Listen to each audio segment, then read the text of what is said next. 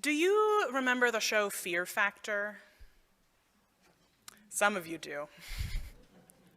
It was a pioneer of early reality television, and the premise was this: that contestants would come on the show and they would complete increasingly loathsome tasks in exchange for increasingly large amounts of money.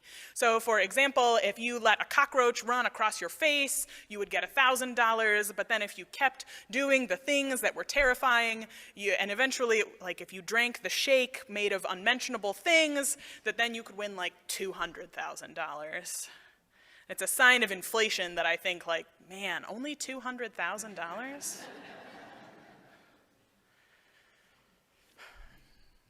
Sometimes I wish that we had Fear Factor-like incentives in our lives to grapple with the things that scare us. Because the sad truth is that there is no host with a case full of money waiting to reward you when you do the things that scare you. When you face your fears, even the worst of them, there's no reward, no cash reward at least, no one waiting to tell you good job. Sometimes there's even a financial disincentive to do things that scare you. It introduces risk. I know for me, when I think about driving fears in my life, I know that financial insecurity is one of them.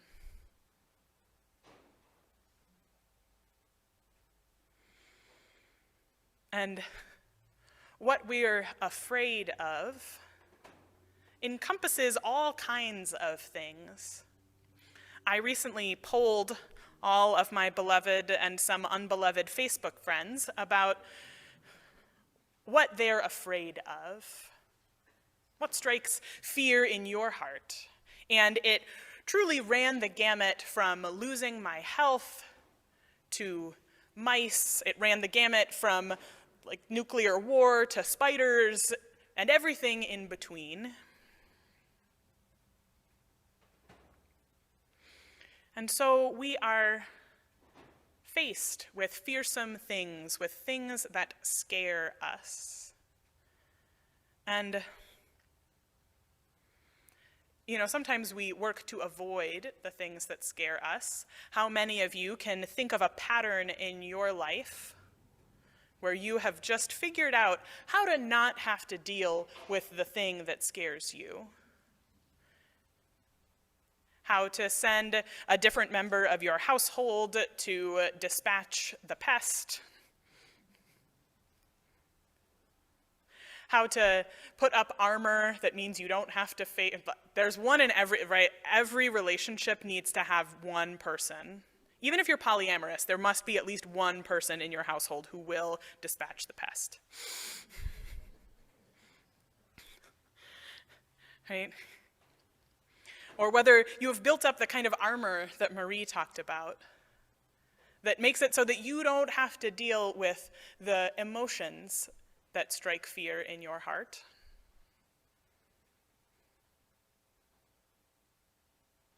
And yet there are some fearsome things in our lives and our world that are just there. They present themselves to us, whether we like it or not. I think about the house down the street from ours that has a Let's Go Brandon flag hoisted on a flagpole. Right, and to be clear, I am not afraid of people with differing political views. I'm afraid of the theology and philosophy that undergird it. The creep of white nationalism that present not just discomfort of differing political candidate choices, but of existential threats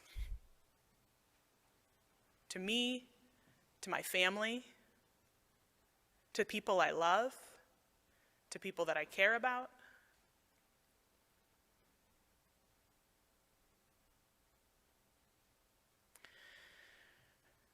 In the face of these kinds of fears,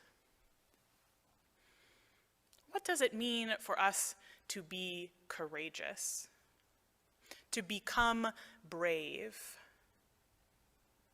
What does it actually mean to deal with what scares us, to face it when we would rather ignore it sometimes, recognizing that ignoring some scary things is often a privilege?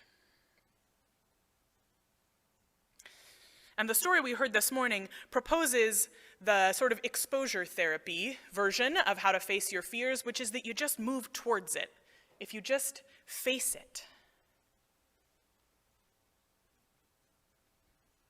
then you'll deal with it. That's how you deal with it. And sometimes in the sort of political sphere, it's the idea that if you just talk to people who have different views than you, then they won't be so scary and we'll all work it out. But somehow that version of talking to people with differing political views, the end result is that they magically take on your political views and never the other way around. It's a charming Unitarian Universalist quirk. That we somehow think that dialogue always ends up with people being more like us. And never the other way. And so the proposal from Niobe is that we just move towards the thing that scares us. We just go in that direction, we get closer to it, and it will shrink. It will become less scary. But the tricky part of that story is that, of course, the neighbors are the problem. The neighbors are the one stoking undue fear. The neighbors are the one who convince him that there's a monster on the mountain in the first place. We, for the most part, knew that there probably wasn't a monster up there to begin with.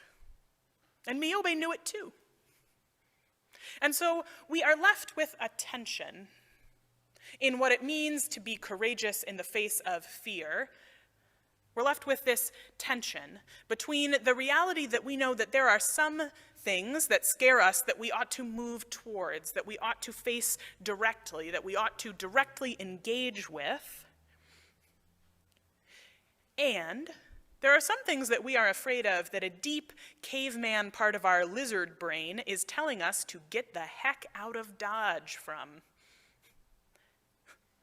And that's a good urge too sometimes. There's nothing wrong with a little self-preservation. Because there are some things that when we get closer to them, they do not necessarily become less terrifying. Right? Ideologies of white nationalism do not get less scary up close. You might understand more about the human beings who hold them, but that doesn't make the ideology any less terrifying. And so courage requires of us the ability to move towards things that a deep part of our brain says we ought not, and the judgment to understand when we don't need to move directly towards something, when the courageous thing sometimes is to move around it. And when I experience these tensions, when things seem unresolved in what it means to be Unitarian Universalists who are becoming brave, I think about what is the foundation that we share?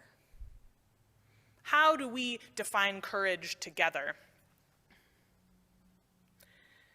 And so I started to kind of dive into that question of what does it mean to be a courageous Unitarian Universalist, and what do we draw on? From what well do we pull when the wolves are howling?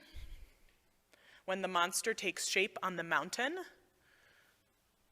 How do we do that?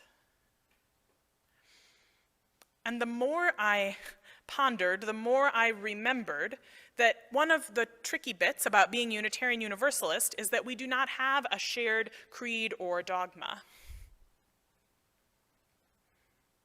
And that many of our siblings in faith in other traditions have a shared source of their courage.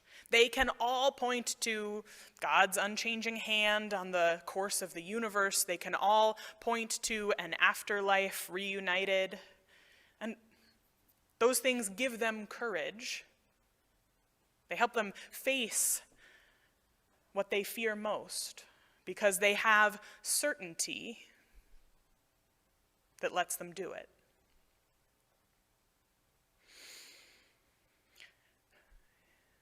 A seminary professor of mine once described Unitarian Universalists as trafficking in murkiness,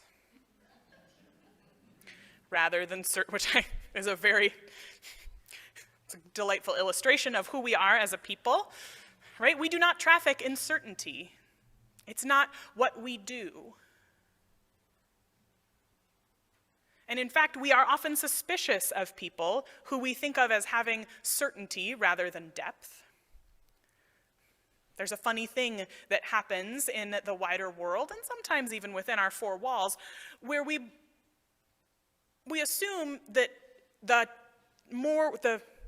more certainly you hold a belief, the righter it must be. And that whoever holds their belief the most tightly and with the most certitude wins. But as Unitarian Universalists, we reject that idea, that certainty is part of depth. And in fact, our whole shtick sometimes is that we believe in deep grounding that does not require certitude. But all of that is hard to put on a bumper sticker. And it's hard to feel comforted by that sometimes in moments of deep fear. Both the big top-line ones, like white nationalism, and the deeply intimate ones, like cancer diagnoses. And so what does it mean to have a deep grounding as the source of our courage that we're actually not all sharing, and we're not really all that certain about it entirely?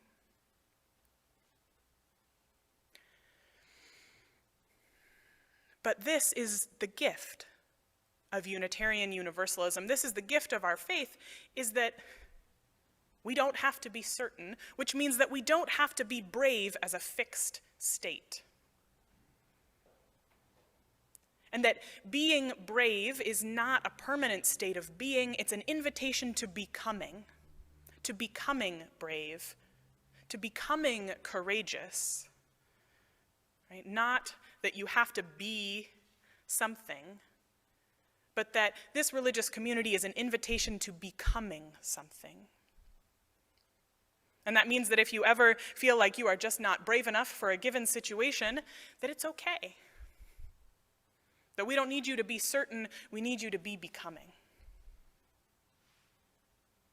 And I would say, in fact, the truth is that if we're really honest with ourselves and one another, the more fixed we are, the more certain we are that we are courageous and someone else isn't, or that we've got what it takes to face the thing, the more certain we are, the less able to become brave we actually are. Because we're a curious species, us human beings, aren't we?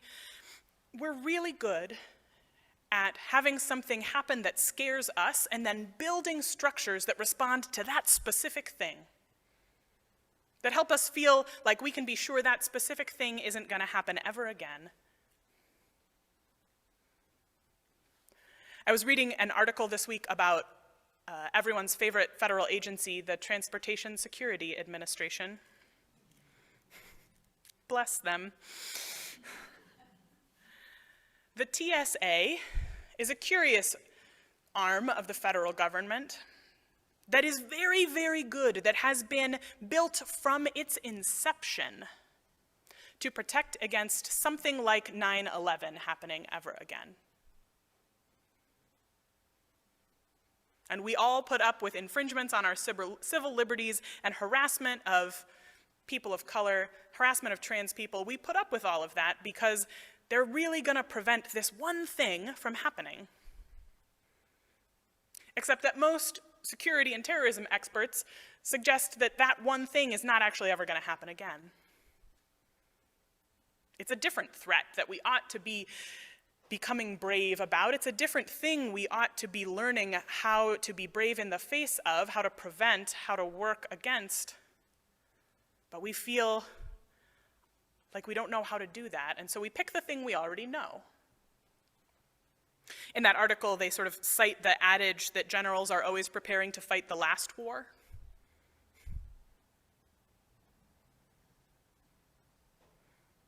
And so a faith that calls us not into certainty, not into preparing to fight the last thing that was a problem, but instead into becoming something that doesn't necessarily always move towards the thing that scares you, but moves in response to it, in relationship to it, that acknowledges the truth of the terrifying things out there. That is a gift. You don't need to be brave already. You don't even need to have the same thing that helps you be brave. But you do need to be willing to become brave. And I want to invite you for a moment to put yourself in Miobe's shoes. When he did the things that helped him become brave, that were part of his becoming brave, maybe the hardest of all was to cross the threshold of his family's house. But maybe not, because sometimes when we're 12, we experience a level of certitude that as adults we long for. Or whether it's rolling up his sleeping blanket and continuing on into the night despite the howling of the wolves, maybe it's moving towards the mountain despite the monster that he sees. We all do those things in our lives.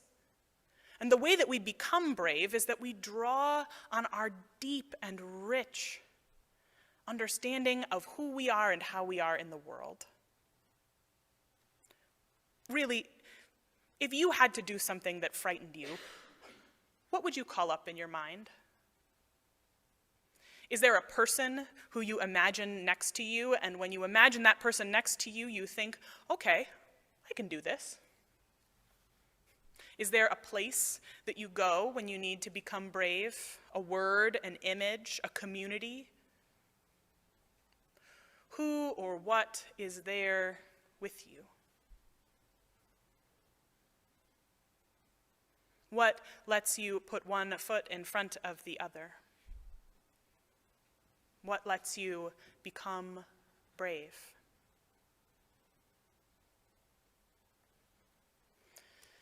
In a world of fearsome things, we are always called into becoming, to becoming brave, that we might face our fears, not in a place of certainty, but out of a deep calling to be courageous, to be together, to be becoming. May we become brave. Amen.